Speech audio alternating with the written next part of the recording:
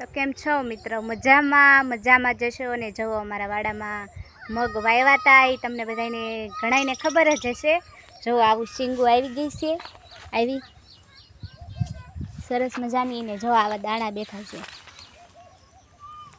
આવા મારા મમ્મી જો ઉતારે છે કોક થોડાક જ વાવ્યા હતા ને આટલાકમાં લીલા ખાવા થાય એમ। અને અહીંયા જો ભીંડો છે, ભીંડો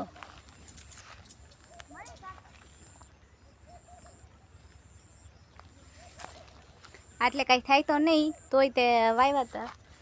જો બે ત્રણ છોડવા આ બાજુ છે ભીંડાનું।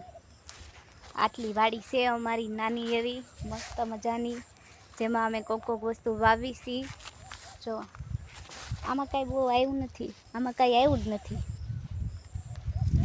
આમાં જ આવ્યું એક છોડવા અહીંયા છે ભીંડાનો।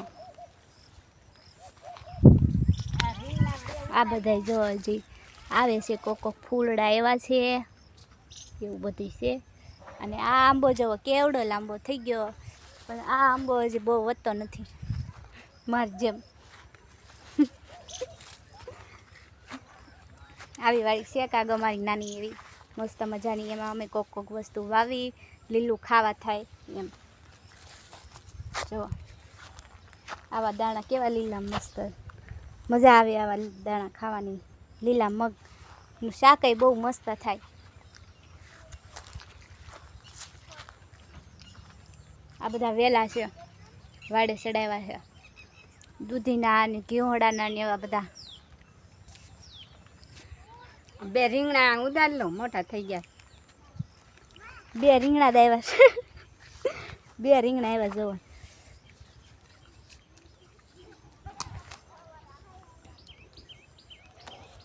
બધું થોડું છે, તોય કાંઈ વાંધો નહીં, થોડામાં રાજી રહેવાનું।